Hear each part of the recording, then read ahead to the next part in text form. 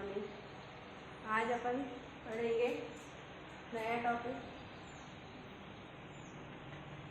जिसका नाम है डिप्रिसिएशन। 11th के टॉपिक का 11th स्टैंडर्ड का एक मोस्ट इम्पॉर्टेंट टॉपिक जिसका नाम है डिप्रिसिएशन। डिप्रिसिएशन मतलब वैल्यू रिडक्शन। क्या होता है? डिप्रिसिएशन मतलब वैल्यू रिडक्शन। ठीक है, वैल्यू रिड्यूस हो जाना, वैल्यू कम हो जाना। ठीक है, तो फिर अपन ये देखेंगे कि ऐसे कौन से कॉजेस है और कौन सी ऐसी चीज़ें हैं जिसकी वैल्यू कम हो जाती है, या फिर अपने को वैल्यू रिडक्शन क्यों लेना पड़ता है। तो बेसिकली जब अपन कोई भी एसेट बिजनेस में यूज़ करते हैं, एसेट्स बिजनेस में यूज़ करते हैं, जैसे कि प्लांट एंड मशीनरी हुई, लैंड एंड बिल्डिंग हुई, फर्नीचर एंड फिक्सचर हुआ,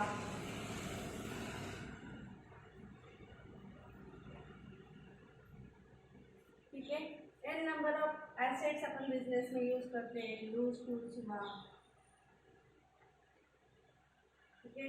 कुछ इंटेंजिबल एसेट्स होती है जैसे गुडविल हुआ, ट्रेडमार्क हुआ, कॉपीराइट हुआ। तो ऐसे बहुत सारे एसेट्स अपन बिजनेस में यूज करते हैं, इनका सबका एक अलग अलग इम्पोर्टेंस है।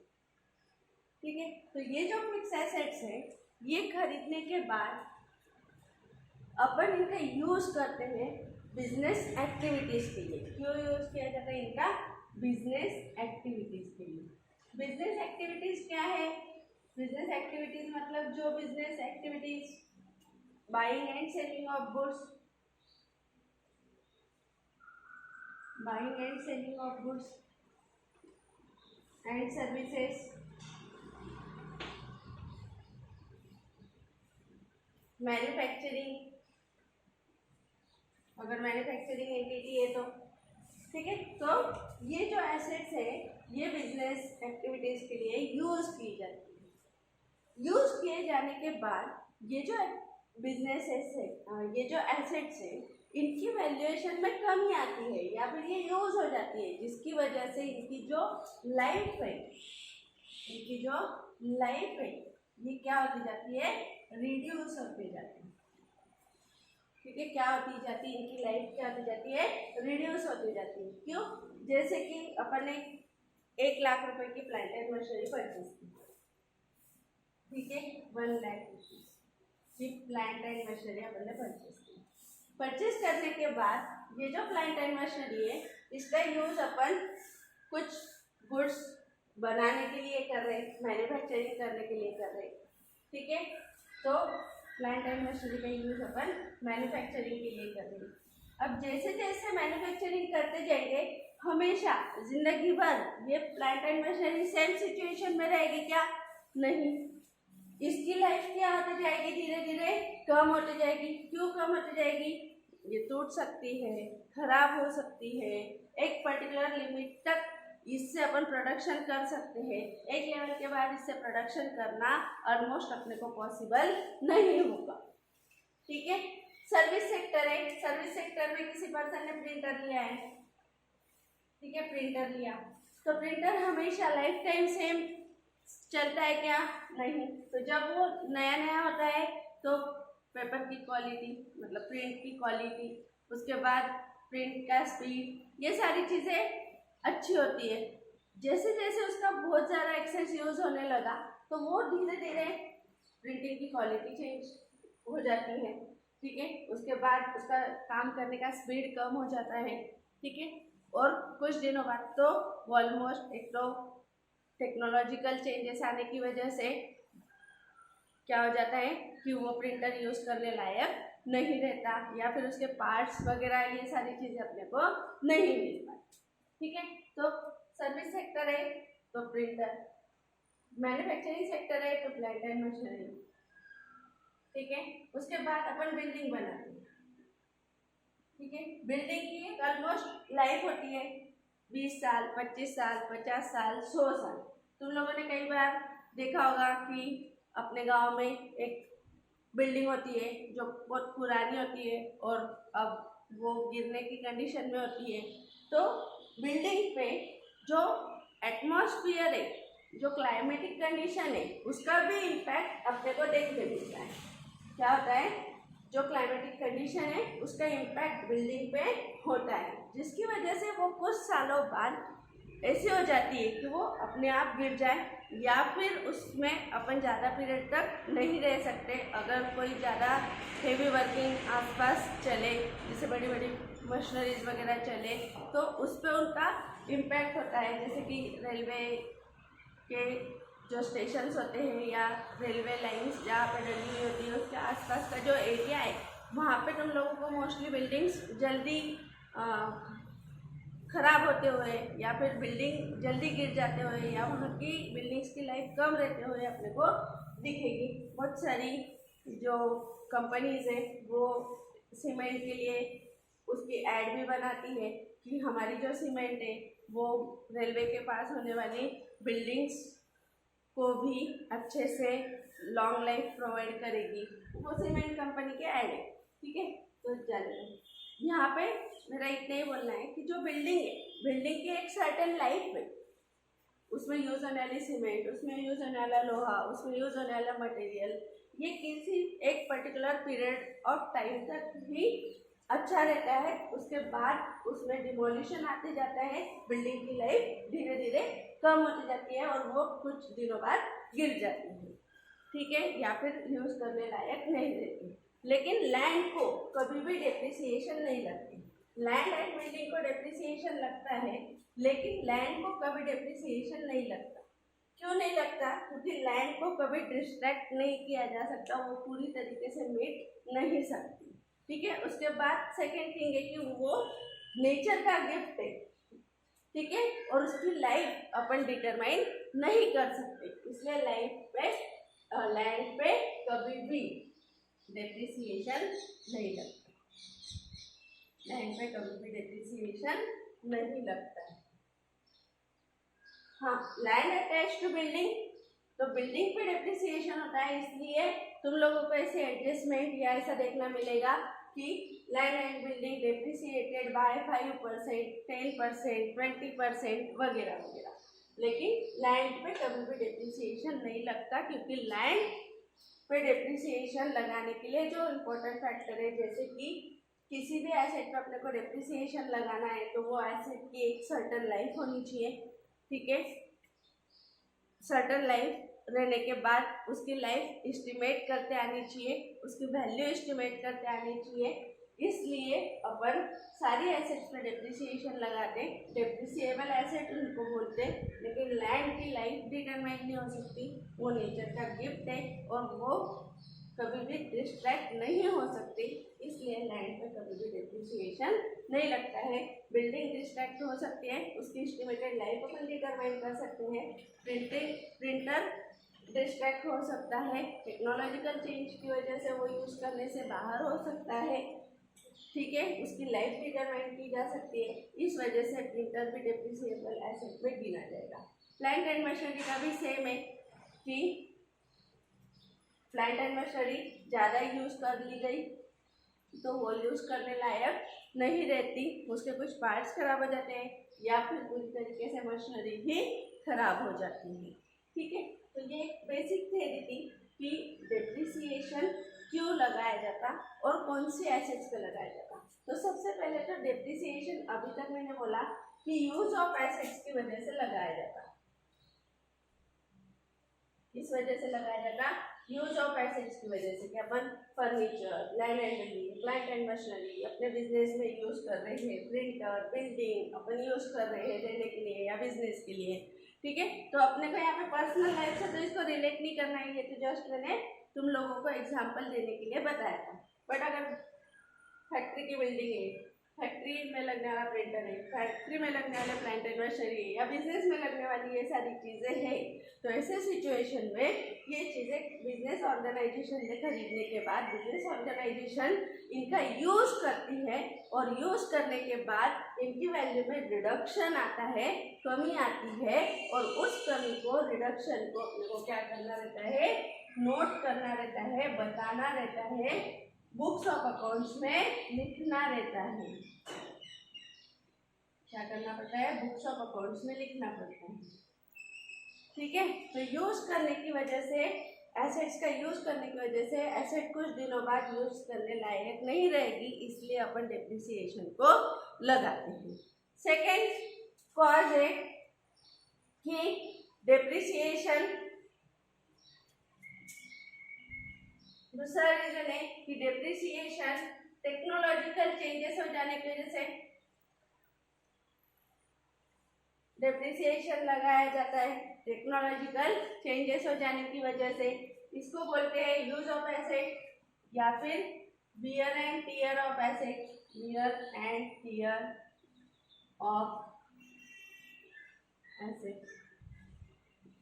वियर एंड टियर मतलब नॉर्मल हालचाल की वजह से, यूज की वजह से एसेट पे क्या लगाया जाता है, डेप्रिसिएशन लगाया जाता है। तो कभी कभी टेक्नोलॉजिकल चेंजेस, जैसे कि पहले कीपैड वाला मोबाइल आता था, आज स्मार्टफोन आता है, आगे जाके और कोई नया कंसेप्ट डेवलप होगा। पहले डब्बे वाली टीवी आती थी, फिर एलसीडी आई, फिर अब एलईडी आई, फिर स्मार्ट टीवी आई। तो टेक्नोलॉजी की चेंजेस की वजह से ये जो प्रोडक्शन करने वाली प्लांट एंड मशीनरी होती है, या कोई टेक्नोलॉजी होती है, या कोई सॉफ्टवेयर्स वगैरह होते हैं, ये कुछ लिमिट के बाद यूज़ करने लायक नहीं होते। जैसे कि मैंने एक प्लांट एंड मशीनरी खरीदी थी जो कीपैड वाला मोबाइल बनाती थी। क्या बनाती थी, कीपैड वाला मोबाइल बनाती थी। अब कीपैड का फैशन ही चला गया, टेक्नोलॉजी ही चेंजेस हो गई, तो इस प्लांट एंड मशीनरी का कोई यूज नहीं है, और फिर ये प्लांट एंड मशीनरी क्या हो गई, यूजलेस हो गई। क्या हो गई, यूजलेस हो गई। इस वजह से अपने को एसेट्स पे डेप्रिसिएशन डालना जरूरी है ना। क्यों डालना जरूरी है, क्योंकि प्लांट एंड मशीनरी जो पुरानी टेक्नोलॉजी थी उससे अब टेक्नोलॉजी चेंज हो गई, जिसकी वजह से अपनी पुरानी प्लांट एंड मशीनरी यूज करने लायक नहीं रही। ठीक है, उसके बाद एब्सोलेंस। ऑब्सोलेंस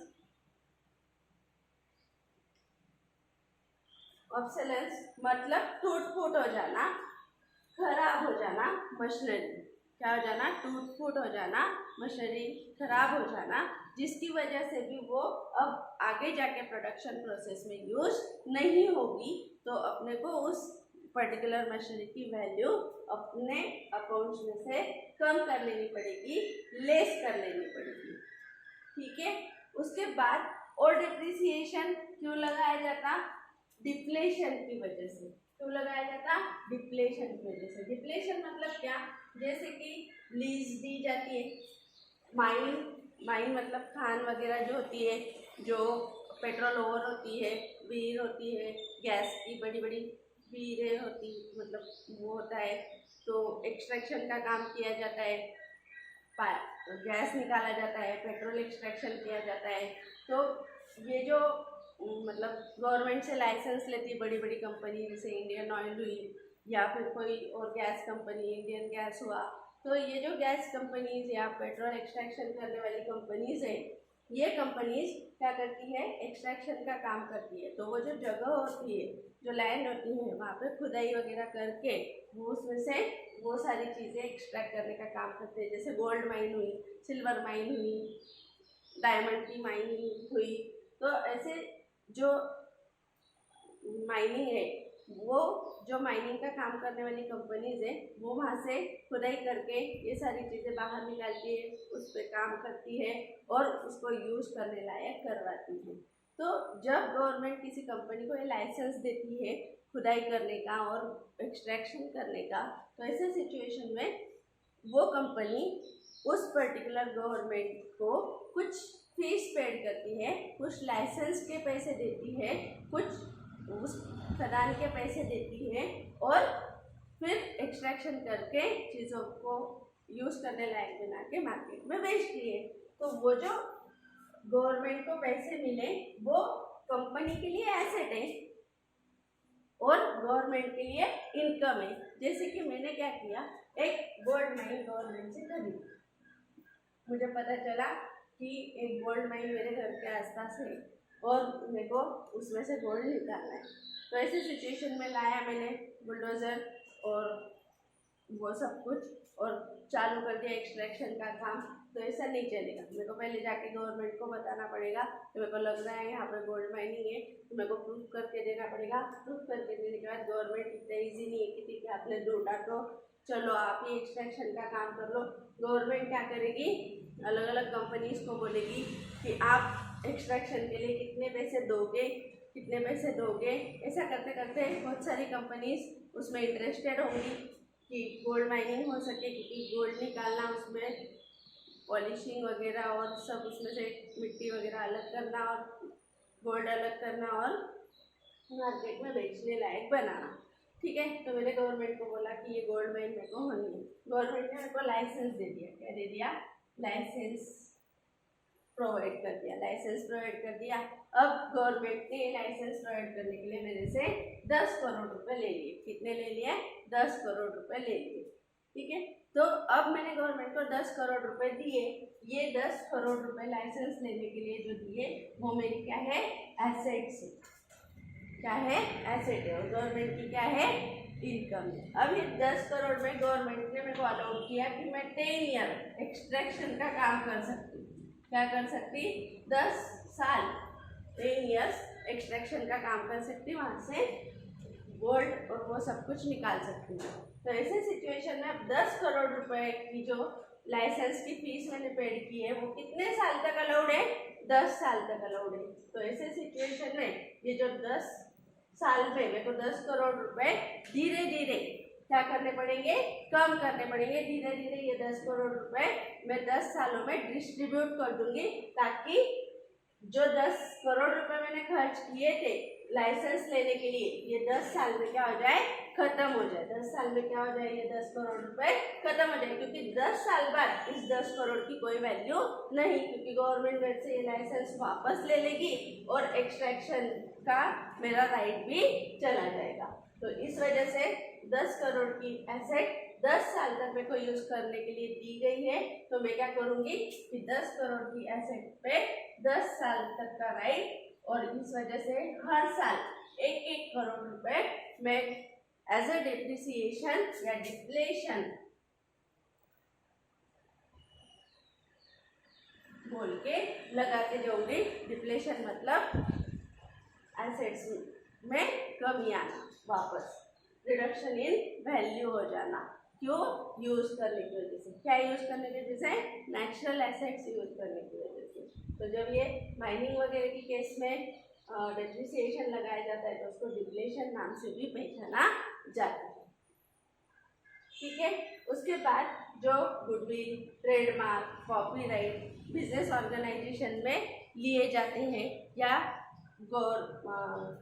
गवर्नमेंट से कॉपीराइट रजिस्टर करवा लिया जाता है, ट्रेडमार्क रजिस्टर करवा लिया जाता है, या बिजनेस ऑर्गेनाइजेशन का गुडविल जब बिजनेस ऑर्गेनाइजेशन में रिकॉर्ड कर लिया जाता है, तो ऐसे सिचुएशन में वो भी लॉन्ग टर्म तक ऑर्गेनाइजेशन में नहीं रहते। ठीक है, उसको धीरे धीरे क्या कर लिया जाता है? राइट ऑफ कर लिया जाता है, रिटर्न ऑफ कर लिया जाता है। क्या कर लिया जाता है? रिटर्न ऑफ कर लिया जाता है। तो ब्रॉडली अपन ने पढ़ा है कि जो एसेट्स होती है उसको 2 टाइप में डिवाइड किया जाता है, टेंजिबल और इनटेंजिबल। टेंजिबल एसेट्स पे डेप्रिसिएशन लगता है, इनटेंजिबल एसेट्स को राइट ऑफ किया जाता है। मतलब इसलिए एडजस्टमेंट आते वक्त आती है गुडविल रिटर्न ऑफ। क्या आती है? Goodwill return of. ठीक है, और जब भी कोई डेप्रिसिएबल एसेट है उस पे डेप्रिसिएशन इस नाम से एडजस्टमेंट को दिया जाता है। Depletion, depreciation, asset return of, ये तीनों एक दूसरे को सिमिलरली यूज होने वाले वर्ड्स है। सब्जेक्ट टू एसेट का कौन सा टाइप है। इंटेंजिबल एसेट है तो राइट ऑफ होगी, अगर टेंजिबल एसेट है तो डिप्रिसिएशन, और नेचुरल एसेट्स है और माइनिंग वगैरह ऐसी सारी केसेस है, लीजिंग वगैरह है, तो वहाँ पे डिप्लेशन इस नाम से डिप्रिसिएशन को यूज किया जाता है। ठीक है, उसके बाद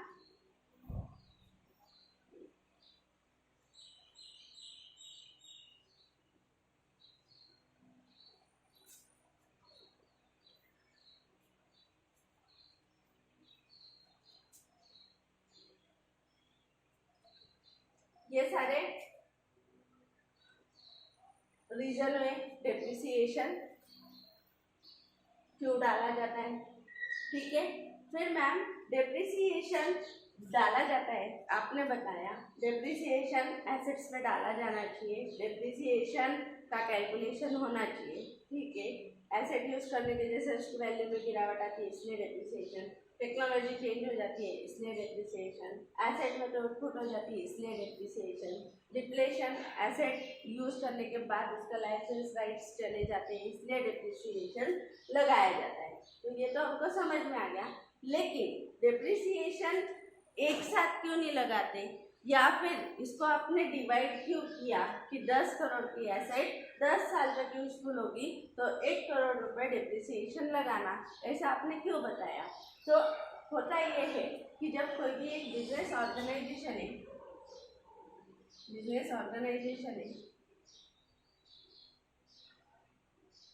वो जब भी डेप्रिसिएशन लगाती है, बिजनेस ऑर्गेनाइजेशन जब भी डेप्रिसिएशन लगाती है उसको कैसे लगाना चाहिए, पार्ट में लगाना चाहिए। कैसे लगाना चाहिए, इसे पार्ट कर देना चाहिए।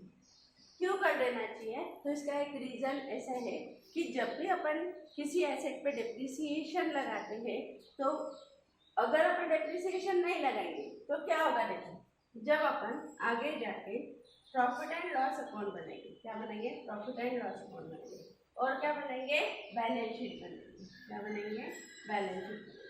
अब बैलेंस शीट में अपन ने एक एसेट खरीदी जिसका नाम था प्लांट एंड मशीनरी, वो एसेट थी 50 लाख रुपए की, कितने की थी, 50 लाख रुपए की। ठीक है, अब ये एसेट हर साल 50 लाख 50 लाख 50 लाख 50 लाख कंटिन्यूसली दिख रही है। ठीक है, पर इसका यूज अपन प्रोडक्शन एक्टिविटीज के लिए करते जा रहे हैं। अब 10 साल बाद ये एसेट क्या हो गई, यूजलेस हो गई। क्या हो गई, यूजलेस हो गई। ठीक है, ये एसेट क्या हो गई, यूजलेस हो गई। अब ये जो 50 लाख की एसेट यूजलेस हो गई कितने साल बाद, 10 सालों बाद, तो अपन क्या करेंगे, ये एसेट यहाँ से हटा देंगे, लेस लॉस। क्यों, क्योंकि अपन ने 10 साल इसको यूज की, अब ये यूज करने लायक नहीं है, तो ये हो गया अपना लॉस, क्योंकि 50,000 की अब एसेट अपने पास नहीं रही और अपन ने उसको डेप्रिसिएशन डाल मतलब लॉस बता दिया कि अब ये पूरा प्लांट एंड मशीनरी लॉस्ट हो गया है, खत्म हो गया है, इसको अपन बैलेंस शीट में नहीं बता सकते। फिर क्वेश्चन आ सकता है कि मैम अपन इसको बताते रहते हैं, कौन देखने आ रहा है, तो ऐसा नहीं होता। जब बड़ी ऑर्गेनाइजेशन है तो अपन ने पढ़ा है कि यूजर्स ऑफ अकाउंट्स जो होते हैं, जो कस्टमर होते हैं, जो बैंक होती है, जो लेंडर्स होते हैं, वो हमेशा अपनी एसेट्स और अपनी फाइनेंशियल पोजीशन देखने में इंटरेस्टेड होते हैं, और अगर अपन गलत फाइनेंशियल डिटेल्स इनको प्रोवाइड करते हैं तो ऐसे सिचुएशन में बहुत सारे लॉफुल कॉन्सिक्वेंसेस अपने को फेस करने पड़ सकते हैं। इस वजह से अपन जो एसेट यूजफुल नहीं है या जो एसेट लॉस्ट हो गई है, खत्म हो गई है, जिसका प्रोडक्शन में यूज नहीं होने वाला, उस एसेट को बैलेंस शीट में नहीं बता सकते। ठीक है, नहीं बता सकते तो अपने को लॉस बता देना पड़ेगा, और लॉस इधर प्रॉफिट एंड लॉस अकाउंट में आ जाएगा। क्या हो जाएगा, लॉस जो रहेगा वो प्रॉफिट एंड लॉस अकाउंट की डेबिट साइड में रिकॉर्ड हो जाएगा। अब होता क्या है कि अगर किसी एसेट को अचानक से इतना लेस कर दो या हटा दो अपनी बैलेंस शीट में से, तो उसका इम्पैक्ट अपनी एसेट्स पे भी होता है और अपने प्रॉफिट्स पे भी होता है, क्योंकि इतने सालों से अपन क्या कर रहे थे, एसेट्स बता रहे थे, इनकम अर्निंग कर रहे थे, प्रॉफिट बताते जा रहे थे, अचानक से ये एसेट 10 साल बाद यूज करने लायक नहीं रही और अपन ने पूरा लॉस उठाया और यहाँ पे प्रॉफिट एंड लॉस में डाल दिया। अचानक से अपना जो प्रॉफिट है वो 50 लाख रुपए से कम हो गया। क्या हो गया? 50 लाख रुपए से वो अपना प्रॉफिट जो है वो क्या हो जाएगा? कम हो जाएगा। तो ऐसे सिचुएशन में जब 50 लाख रुपए का प्रॉफिट अचानक से कम हो गया तो यूजर्स जो होते हैं, share holders, investors, lenders, bank, ये सारों को ऐसा लगता है कि अरे 50 लाख रुपए का लॉस एक ही साल में कंपनी को लग गया। तो एज अ रैशनल पर्सन आप बोलो कि अगर आपकी कंपनी को अचानक से 50 लाख रुपए का लॉस हो जाए तो आप उस कंपनी में इन्वेस्टमेंट करना चाहोगे? नहीं करना चाहोगे। क्या आप उस कंपनी के साथ कंसिस्टेंसी उसको लोन देना चाहोगे? नहीं देना चाहोगे। तो इस वजह से इस चीज़ को अवॉइड करने के लिए क्या किया जाता है? डेप्रिसिएशन के पार्ट करने, एसेट पे डेप्रिसिएशन लगाते वक्त पार्ट में वो डेप्रिसिएशन लगाया जाता है। एसेट्स पे 10%, 20%, 50%, जैसे भी नेचर ऑफ एसेट हो उस तरीके से डेप्रिसिएशन लगा दिया जाता। ठीक है, तो ये इसका बेसिक था कि लाइन मतलब अचानक से अगर अपन किसी एसेट को डेप्रिशिएट कर दे, कम कर दे, तो उसका इम्पैक्ट अपने प्रॉफिट लॉस पे हो जाता है। और अचानक से इतना बड़ा होने वाला प्रॉफिट लॉस बिजनेस ऑर्गेनाइजेशन की इमेज मार्केट में खराब कर सकता है।